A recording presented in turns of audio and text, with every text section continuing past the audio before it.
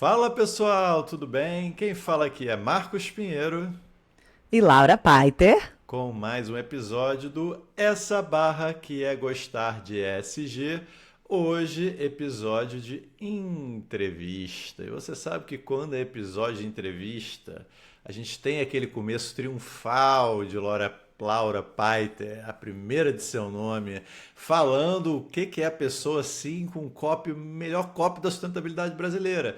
E antes dela fazer esse papel, eu vou dar aqueles recadinhos básicos. Hoje eu vou começar pela pessoa jurídica. Você que é de uma empresa e quer apoiar um episódio, quer apoiar uma temporada, fala com a gente. Laura Paiter, Paiter com Peiter, tá lá no LinkedIn. Marcos Pinheiro, você me conhece, também tá lá no LinkedIn.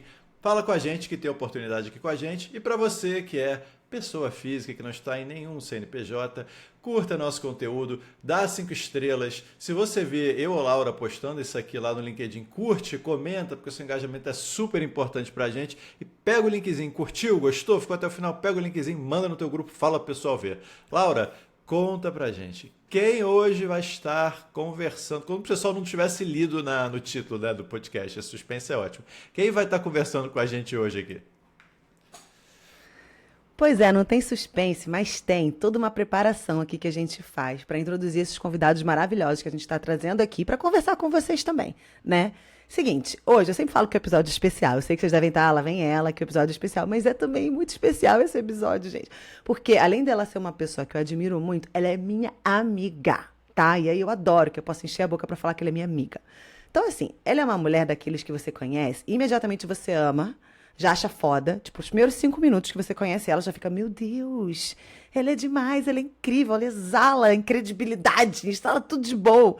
Enfim, ela é uma das profissionais de impacto que não só entende o jogo do impacto, ela sabe jogar muito bem, ainda por cima ela muda as regras no meio desse jogo, tá? E assim, vou tentar resumir a potência dessa mulher, eu vou tentar fazer um copy um pouquinho mais curto, porque eu acho que, né, o da Deia foi gigante, mas assim, é difícil, gente, é porque a gente traz gente que tem muito background, muita história, mas vamos lá. Ela passou mais de 15 anos trabalhando dentro de grandes empresas. Sim, ela já foi você. Ela trabalhou no Santander, na TAM, na JBS, até chegar a ser diretora de Relações Institucionais e Diversidade da Ambev.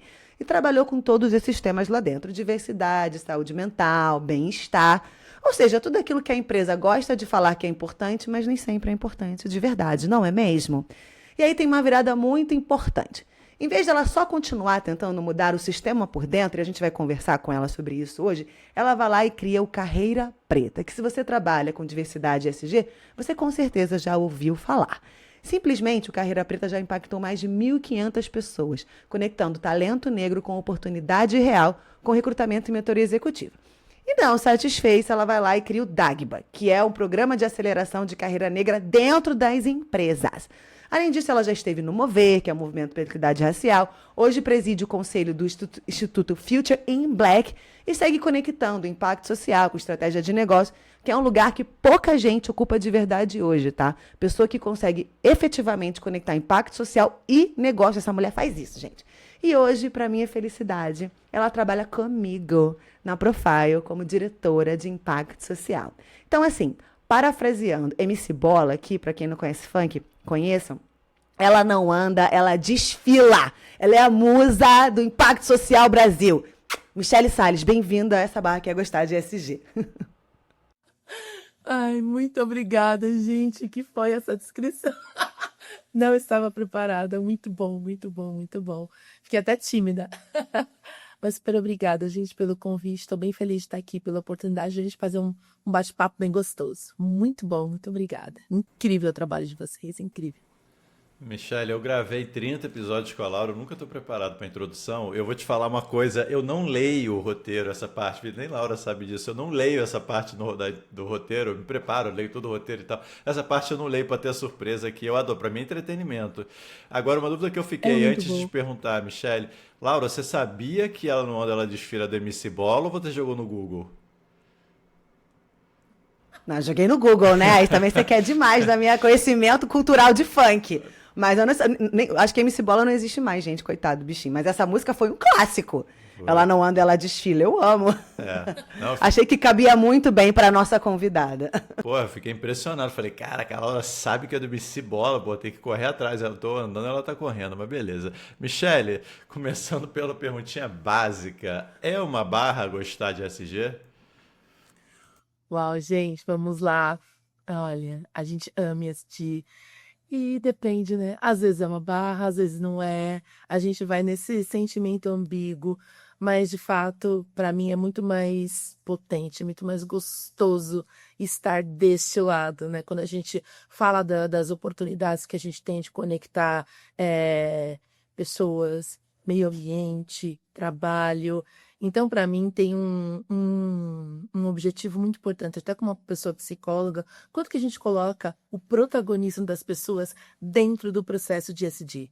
Então, assim, sou psicóloga, sempre trabalhei dentro da área de gestão de pessoas, a Aula já contou um pouco da minha carreira dentro dessa trajetória, e o quanto que ISD, ele emplaca o quanto que a gente pode entregar de coisas boas para as empresas em questão de negócio, de coisas boas para as pessoas em questão de impacto e uma aceleração principal econômica, de vida, de mudança. Então, acho que é um pacote muito gostoso, muito legal de trabalhar, em que a gente consegue ter uma conduta muito efetiva sobre isso, tá? Então, no final das contas, eu amo trabalhar com SD. Acho que é uma mágica constante. A gente não tem uma fórmula fechada em relação a esse trabalho. Como que o que faz, o que não faz. A gente tem algumas metodologias, algumas práticas, lógico, mas tem muita coisa que acontece no dia a dia. Tem muita coisa que a gente tem que sentir, que a gente tem que perceber e ir criando para fazer essa entrega assim muito, muito forte. E lembrar que não é moda, né, gente? Não é moda, acho que a gente está falando de uma das coisas que a gente mais enfrenta na nossa rotina, no nosso dia a dia, é o quanto que a gente se dedica, a gente cria coisas importantes, a gente traz números, métricas fundamentais para o desenvolvimento das pessoas, para o desenvolvimento das empresas, e aquilo muitas vezes não é visto como parte do negócio. Então, o quanto que é importante a gente, primeiro, não ficar só, putz, cansei, não quero mais, vou largar isso daqui, e não faz sentido, porque faz super sentido, e a gente conseguir encontrar novos caminhos. E esses novos caminhos, de novo, voltando para essa questão do protagonismo do indivíduo, da pessoa, é o que gera para mim a principal beleza de conseguir trabalhar com ESG, porque é muito legal eu conseguir colocar esse protagonismo no indivíduo, manter a relevância das pessoas. Mi, você que estava comentando, né, que você veio da pauta de RH, né, de gestão de pessoas. Mas você é uma figura, né, e você pegou um momento muito relevante das áreas de diversidade, né, e você é uma pessoa muito influente dessa agenda, né. Qual foi o momento da sua carreira, né, que começou lá no RH, você falou que você é psicóloga, que, primeiro, você levantou a mão e falou, gente, precisamos falar disso de maneira estruturada, não só falar que a gente acha que é importante. E qual foi a sua abordagem para fazer essa pauta ganhar espaço, pensando em pessoas que estão trabalhando hoje em empresas e talvez queiram que essa pauta ganhe relevância dentro da empresa? Você conseguiu botar essa pauta no topo em grandes empresas. Conta pra gente como é que foi esse processo. Eu vou começar dizendo que não foi nada fácil. Nem um pouco. Acho que primeiro veio de um processo de reconhecimento mesmo de que eu não via muitas pessoas iguais a mim naquele processo que eu estava realizando, seja para um programa de desenvolvimento para liderança, seja para um processo seletivo para trainees, para grandes multinacionais, seja para as pessoas que queriam trabalhar, aquele volume de currículos que a gente recebia, e, né, eu não vou dizer que eu tenho 20 aninhos aqui, mas tinha uma política lá atrás em que, putz, não pode contratar pessoas que trabalhem muito longe, porque vai pagar muito vale transporte, etc. Então, querendo ou não, a gente tinha um ponto de segregação aí. E como que olhar, né, para você tá dizendo que você trabalha com a pessoa no centro, mas isso não é trabalhar com a pessoa no centro, e aquilo foi me gerando um incômodo. E eu percebi que aquele incômodo era como que e tinha uma outra coisa também que somada a isso, que toda vez tinha uma demanda de a gente precisa mudar esse processo, a gente tem recebido as mesmas respostas, os mesmos modelos, aí a gente precisa buscar candidatos em outros lugares, mas tinha aquela coisa de as melhores faculdades, etc. Então, a gente estava sempre pegando na mesma cesta, com os mesmos modelos, e não tinha nenhuma mudança efetiva. E aí começou-se muitas discussões internas das empresas que eu passei. Algumas tiveram abertura para isso, outras não. Mas o mercado teve um grande movimento, que todo mundo sabe o programa, né, da Magalu e etc., que acabou fazendo um grande divisor de águas nesse sentido, para não só dar esse alerta de como esse processo poderia ser efetivo, mas principalmente para os resultados da empresa serem efetivos. Então, se você queria uma mudança, né, de entrega, ou uma inovação, se fosse em produtos, em processos, entre outras coisas, você precisava dar um respiro nos modelos que você vinha trazendo, né? Nos modelos, inclusive, de aprendizagem, com a origem desse aprendizado que estava chegando. Então, isso foi muito interessante, foi muito legal. E, para mim, teve um tempero gostoso também durante esse processo, em que pude fazer as implementações, que foi como que a gente olha para soft skills. Porque hard skill você acaba estudando, né? Você vai lá, você garante, você busca isso de uma forma específica, né? Muitas vezes está numa sala e você vai lá e adquire aquele conhecimento. O soft skill, ele é de uma avaliação do seu comportamento conforme você foi desenvolvendo ao longo da sua vida, e você tem essa avaliação de performance que identifica isso também dentro do seu trabalho. E o seu jeito de viver a vida, né? O que te trouxe até aqui, ele impacta demais em como você desenvolveu o seu soft skill, como que é a sua visão de longo prazo, como que você percebe comunicação, como que você faz a conexão com as pessoas no geral. Então, o legal de trazer a diversidade também para isso, foi que a gente teve uma percepção nessa variação de skills e esse processo que a gente precisa tanto para os tempos de hoje, dessa coisa mais conectada, mais rápida, aquilo que os antropólogos gostam muito de dizer da cultura do jeitinho, que é vista como uma cultura de inovação. Quando a gente olha para essa diversidade, a gente tem muito isso. Então, a gente está falando de aspectos técnicos que atendem às demandas das empresas, que se a gente não olha isso como um viés de negócio, como estratégia de negócio, dentro do, por exemplo, de um plano de sucessão, numa avaliação de performance, que competências que a gente vai definir, a gente não consegue, talvez, conectar com os objetivos estratégicos da empresa. Quem são as pessoas que estão entregando esses objetivos estratégicos da empresa? Então, foi um processo assim que mexeu muito comigo durante tudo isso, porque você percebendo isso, entregando isso em estrutura para a empresa, mexeu também muito comigo. Quem é a Michelle dentro desse processo? Quem que eu quero ser? Como é que eu estou vendo? O que faz sentido? O que não faz? Então, toda uma experiência que eu tive dentro de multinacionais, depois tive o Carreira Preta, que foi muito direcionado, né, para essa aceleração de carreiras, e a gente pôde muito identificar ter muitos aprendizados e ter feedbacks importantes, sejam de mulheres negras, homens negros, pessoas trans negras, etc., etc., que a gente teve esse feedback de como ter essa estruturação e poder voltar para dentro do corporativo e fazer grandes programas, influenciar mercado sobre isso, isso para mim não tem preço.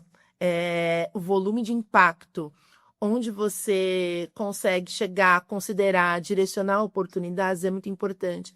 E eu trago isso tanto de um jeito leve, no sentido de a Michelle criança, a Michelle adolescente, a Michelle que muitas vezes foi a primeira de muitas coisas da família conseguir fazer essa mudança, e apoiar, né, influenciar de alguma forma isso, ficar muito feliz.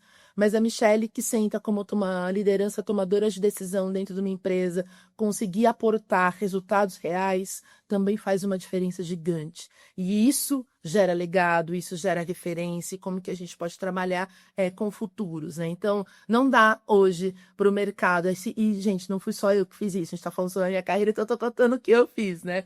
Mas não dá para a gente falar que a gente faz isso sozinho, acho que é toda uma população que quer também a diferença. A gente tem toda uma questão social e econômica que hoje a gente tem impulsionamento para isso, empresas que respeitam também esses pontos, que querem também fazer esse trabalho. Então, acho que isso se soma e a gente consegue fazer um trabalho de forma efetiva. E Michelle, você falou aí, a Michelle criança, a Michelle adolescente, a Michelle que foi a primeira em muitas coisas da família. Quais coisas da família você foi a primeira?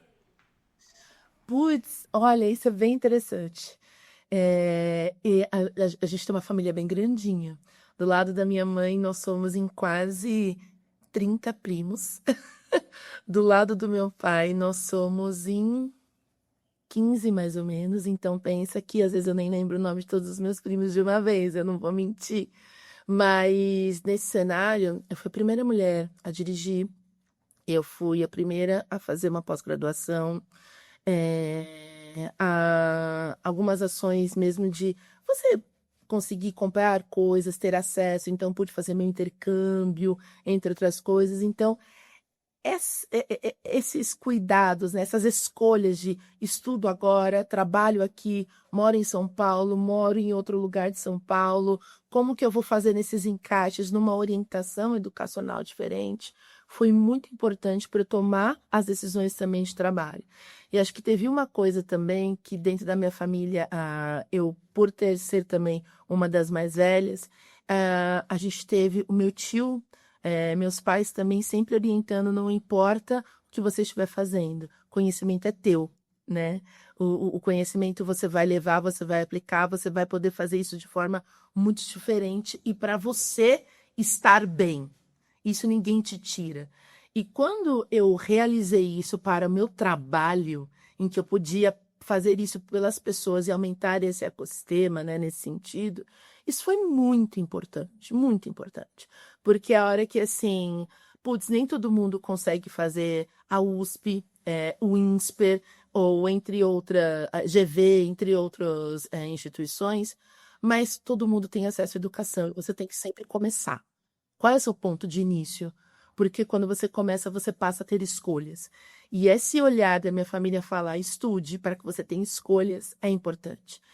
Acho que a maioria das pessoas, quando ela não tem esse olhar de estudo que você consegue ampliar a visão, começar a ampliar novos horizontes, você perde poder de escolha. E na hora que você perde poder de escolha, você perde potência de vida.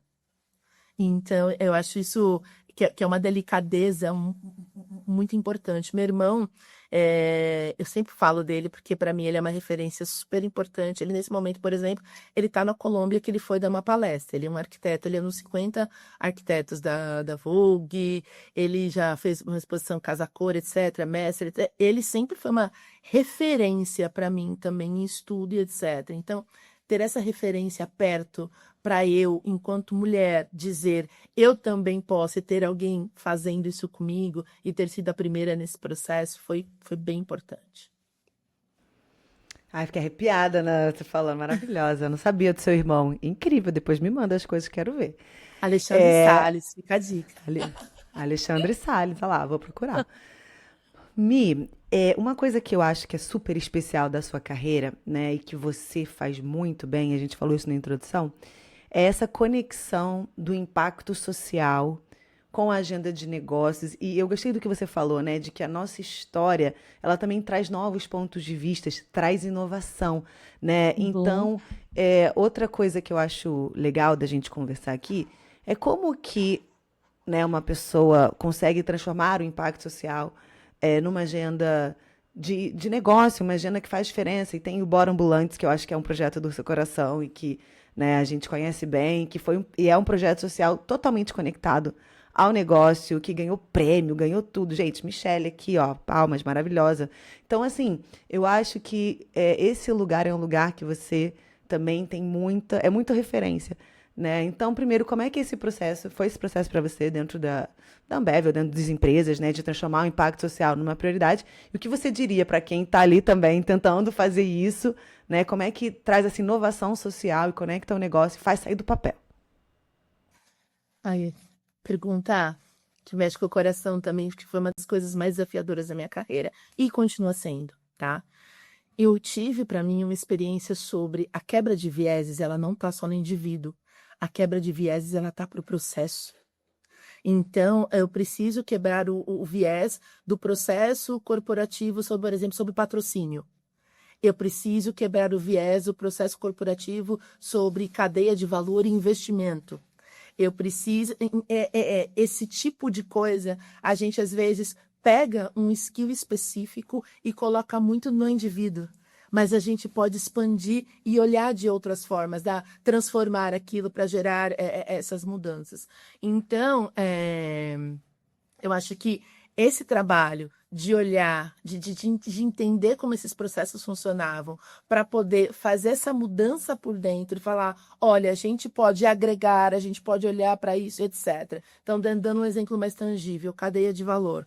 Qual o percentual do nosso volume de fornecedores, fornecedoras, de empresas que a gente tem que são para gênero, de mulheres, que são de pessoas negras, que são de pessoas com deficiência? Putz, mas o meu sistema nem consegue identificar isso. Ai, mas olha que importante. Então, a gente precisa de um sistema que consiga identificar isso. E aí você começa a mudar o processo. Porque às vezes você não vai ter a resposta imediata para aquela pergunta, mas você tem um caminho que você está seguindo. Então, essa coisa do curto, médio e longo prazo, que é muito da curva de diversidade, as pessoas querem uma resposta mais imediata. Não dá. Para a gente, né, falando da questão racial, putz, são mais de 500 anos de um processo de atraso, você não vai resolver isso numa janela de 10, 15 anos. É lógico que você vai ter pontos de aceleração, mas não de resolução finita. Então, tem coisas que a gente precisa entender como o processo funciona internamente das empresas para você ajustar e alterar. Eu falo, tem gente que não gosta, putz, é bullshit, né? Essa questão de governança, etc. Pelo contrário, eu amo. Vem a governança, porque é como a gente consegue fazer transformações efetivas e gerar consistência. Para não ficar aquela questão de, a gente fez uma ação e aí a gente vira mais um greenwashing, pinkwashing ou qualquer coisa, do que uma ação que fique de legado mesmo para dentro da empresa. A empresa precisa entender que ela está dentro de um meio. E esse meio, né, seu produto, seu serviço, o que for, é utilizado por pessoas. O fim, né, tá muito para pessoas. Então, o quanto que você consegue entender que a conexão daquelas pessoas com a sua marca, ela é importante. A gente estava discutindo outro dia, já faz acho que um mês mais ou menos, sobre marca de cano, né, coisas para encanamento de casa, etc. Mas são coisas que não, é uma marca que não está no nosso dia a dia. A gente tá.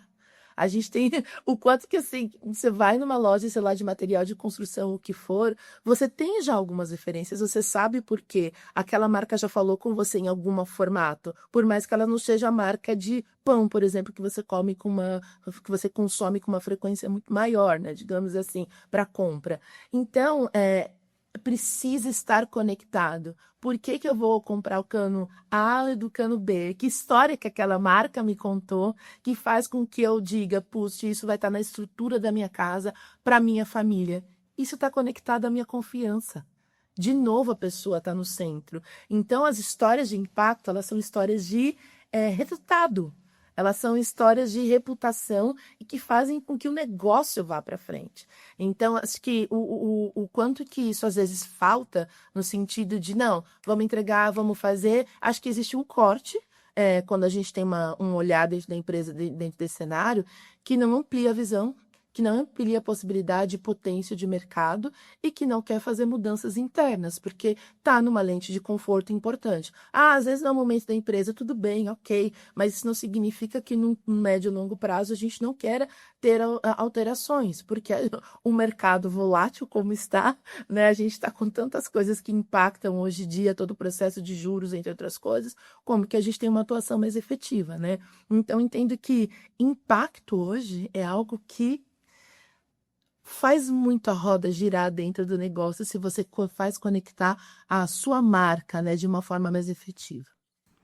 Você falou um ponto importante, que é a galera achar que governança é bullshit, né? E governança é o que muda o jogo, basicamente. Exato, exatamente. É onde a transformação reside. É invisível, é difícil explicar o conceito, porque é um conceito etéreo, são processos, tomadas de decisão, mas, cara, é onde o jogo muda, basicamente. Sem entender governança fica muito difícil. E agora a gente quer saber o que foi difícil para você ou o que foi bom para você. Porque a gente vai entrar no nosso quadro É Tetra ou É Treta, que hoje eu acertei. Que basicamente é o seguinte, eu vou sortear aqui. Se é tetra, você vai contar. Se saiu tetra, você vai contar um caso que deu certo, uma coisa que você fez que foi legal. Se der treta, você vai contar um caso que deu errado pra caramba. A Laura sempre torce para dar treta. A gente vem de uns 4 ou 5 tetras aqui. Espero que isso seja um prenúncio da Copa do Mundo que virá. Pô, 6º tetra seguido. Acabo de sortear. A revolta me consome. Tetra.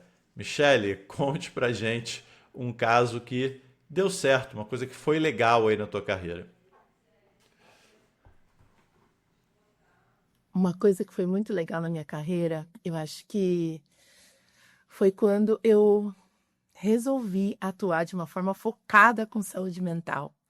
Era um tema em que as pessoas nem sempre acreditavam muito naquilo que estava sendo dito, porque estava muito incipiente. Eu peguei o período de incipiência de saúde mental, em que a gente discutia justamente o que poderia entrar na governança, porque não tinha muita legislação que apoiasse, né, todo o trabalho interno, né, de regrado, digamos assim, dentro das empresas. Como que isso estava, por exemplo, dentro do Pacto Global da ONU, né, dentro dos compromissos, entre outras coisas. Então, fui fazendo muita parte deste período da discussão, mas, ao mesmo tempo, eu tinha muito conteúdo, justamente por resultados de avaliação de performance, como que as pessoas ficavam, os programas de liderança, o que a gente conversava, os planos de sucessão, como que a gente atuava sobre isso, e os índices também, que a gente discutia com todo o time médico em relação ao cuidado, né? Hoje a gente tem muitas nomenclaturas e direcionadores para isso, e números, né, de burnout, entre outros, mas lá atrás isso não era tão aberto e tão compilado. Então, para mim, acho que o que deu muito certo foi conseguir transmutar o que é isso, o que a gente pode fazer com isso, para quais são os modelos que a gente tem dentro da empresa, dentro de que perfis e segmentos de empresa, como que a gente atua de forma regional ou de forma nacional, como que a gente tem apoio externos como compromisso Mente em Foco do Pacto Global, entre outros que a gente tem no mercado que qualquer empresa possa vir assinar e fazer com que isso virasse política interna dentro da empresa, mas além disso, para mim a beleza principal, e foi um resultado muito legal dentro da Ambev, que foi colocar a premissa de saúde mental, e a gente também colocou diversidade, para todos os níveis hierárquicos de treinamento da empresa. Ah, mas era um treinamento sobre saúde mental? Não necessariamente. A gente pegava pontos, temas relacionados a isso, né? E colocava dentro de temas maiores. Então, sei lá, vai ter um treinamento, sei lá, um media training para alta liderança, a gente vai falar sobre comunicação e etc. Tinha uma pílulazinha sobre questões de saúde mental. Não falava literalmente de saúde mental, mas falava sobre bem-estar, cuidado, saúde, etc. A gente sempre correlacionava. E isso entrega o quê? Cultura. Como que você trabalha a cultura da empresa, como que você faz com que isso se torne presente na rotina. E um outro gol junto desse modelo que foi feito foi como a gente desenhou a percepção de cultura mental, de saúde mental dentro do modelo de cultura. Então, qual que era a responsabilidade do indivíduo, a responsabilidade da liderança e a responsabilidade da empresa?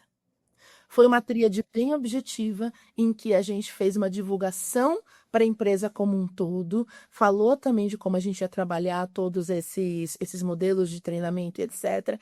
E isso deu também um alinhamento, uma plataforma em que a gente está atuando de forma efetiva a partir desse ponto. Então, para mim foi muito legal e me rendeu um prêmio muito legal que pude pegar lá em Nova York, na sede da ONU. Então, foi muito legal, assim, eu fiquei bem feliz com esse retorno. Eu não falei que ela não anda e desfila, ela é a musa do impacto social no Brasil? Eu tô falando, gente. Michelle Salles, anotem esse nome, sigam no LinkedIn, saibam sobre ela, o trabalho dela, acompanhem o trabalho dela de perto, vocês não vão se arrepender, ela é muito inspiradora. Ó, eu ia fazer um comentário essa coisa da saúde mental, né? Agora tem a tal da NR1, que tá todo mundo aí no pânico, mas normatizaram, olha que coisa boa, né? Saúde Exato. mental e RH. Mas Michelle antes já estava o quê? Ó, pensando nisso, gente. Já estava o quê? Antes de NR1 chegar.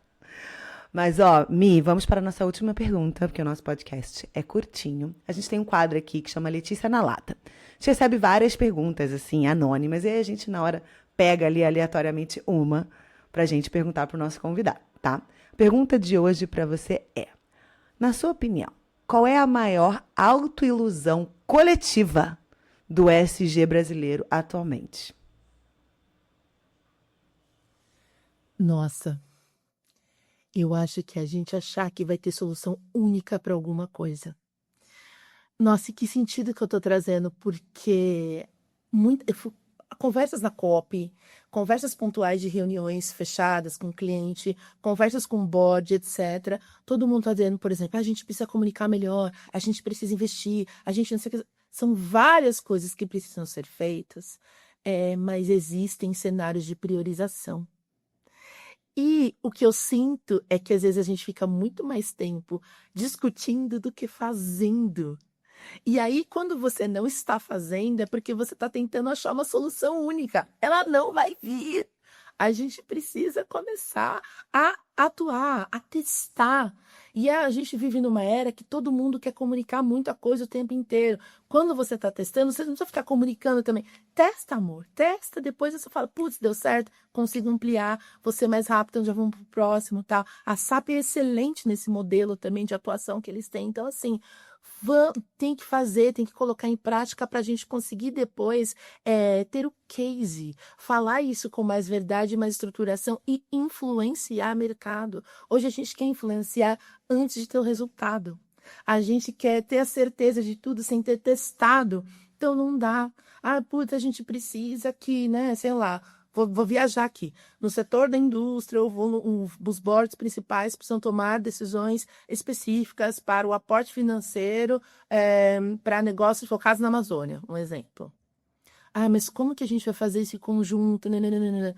Gente, vamos fazer uma divisão, vamos atuar. Trabalha aqui em subgrupos para a gente conseguir ter uma efetividade, às vezes, muito maior. Então, o que eu sinto é que a gente precisa sair mais dessa discussão que é fundamental, é importante, eu não estou trazendo que não, mas a gente não consegue ter resultados mais tangíveis se a gente não testa. Se a gente não consegue mexer nisso de alguma forma, porque você precisa ter feedbacks. Muitas coisas que a gente vai fazer, a gente tem referências, às vezes passada, fala assim, não, isso aqui deu certo, vamos por esse caminho? Ah, a teoria tal da academia já me traz, eu consigo apoiar porque alguém já testou lá dentro. Putz, vi um estudo XPTO de tal coisa, eu aplico. Ok, mas quando a gente não tem isso, a gente precisa fazer. A gente precisa testar. E acho que falta muito nesse sentido. E o que complementa minha percepção nesse olhar também é a gente fazer isso de forma coletiva. Acho que às vezes a gente tem os mesmos problemas, mas a gente não se conversa. Então a gente precisa estar um pouco mais em conjunto, às vezes fazer alguns grupos, sabe, de operações, de trabalho, etc., para a gente conseguir fazer alguns testes em conjunto. Não, com certeza. Eu estava numa reunião agora em que a gente estava falando sobre FRS S1, o famoso FRS S1, de modelo de relatório agora. A gente está falando exatamente sobre fazer um grupo de trabalho com outras empresas para trocar experiência, porque é tudo muito novo. E a nossa área tem esse ponto positivo, né? Como é uma área que deveria ser pré-concorrencial, como é uma agenda comum, a gente não precisa ficar se estapeando, não deveria ficar se estapeando por mercado nem por relevância. A gente deveria trocar. Pelo menos deveria. Laura, quer fazer o falazinha final aqui? Quero. Gente, é isso, né? E o Mover é um grande exemplo, né, Mi, dessa colaboração e como isso mudou tanto, né? Como ficou enorme o Mover, eu também. No começo do Mover, eu vi esse movimento acontecendo e é um exemplo muito legal. Com certeza. Mi, né? Mi, te agradecer, falar que é uma honra pra gente ter aqui você para conversar. Gente, a gente tentou muito, tá? A agenda de Michelle é uma loucura. Mas tentamos várias vezes. E eu falei, ela tem que ir no podcast, porque eu sei que, assim, você fez muita coisa legal, você foi muito pioneira dentro das empresas que você trabalhou. A gente sabe que não é fácil, né? E então é muito inspirador mesmo para quem está escutando a gente, sabe? E obrigada, amiga. Eu adoro estar com você todo dia, falar com você todo dia, poder beber dessa fonte todo dia e a gente se apoiar, criar junta, construir coisas juntas. Então, para mim é um privilégio. E foi um privilégio ter você aqui para a gente ter um pedacinho de Michelle Salles para os nossos ouvintes também. Obrigada. Se você quiser dar alguma palavra final, alguma fala final, fica à vontade, tá? Muito obrigada. Te agradecer do fundo do coração. Gente, eu fiquei super, na verdade, emocionada de vir de verdade. Fiquei muito feliz. Eu sou... todo mundo acaba dando uma brigadinha, digamos assim, comigo, que eu sou um pouco mais tímida, não apareço tanto, tal. E eu fiquei muito feliz. Lau, tem sido um presente a rotina com você. Então, aqui tem só esse reforço. Muito obrigada. Você é incrível, incrível. Marcos, eu tenho aí a oportunidade da gente ficar também muito mais próximo e fiquei muito feliz pelo convite, muito obrigada. E que o podcast, o programa, assim, tenha muitos e muitos, muitos episódios ainda, porque é um conteúdo super rico, é de uma leveza que a gente precisa, sabe? Vamos falar de coisas reais. Só, sabe aquela coisa, sentamos sei lá, num boteco, pedimos, seja uma água, uma cerveja, mas a gente tá ali conversando tranquila, e é a sensação que eu tenho toda vez que eu ouço um episódio de vocês. Parabéns pelo trabalho, muito legal. Obrigado, Michele. Bom saber, porque essa é a ideia que a gente quer trazer mesmo. Trazer o assunto técnico. E quando é só a gente, ainda tem um assunto mais cabeludo, é FRS, ODS, é só treta e a gente tenta trazer de uma forma leve. Agora, fiquei com inveja. A Laura gostando de trabalhar com você, você está gostando de trabalhar com a Laura Profile? Espera a minha proposta, quero entrar nesse bonde aí também. Mas valeu, galera. Obrigado, Michele. Obrigado por ter estado aqui com a gente. E obrigado também a você, ouvinte, que acompanhou a gente aqui até o final. E fica com a gente, porque você sabe que daqui a 15 dias vem mais um episódio do Essa Barra que é Gostar de SG. Até lá.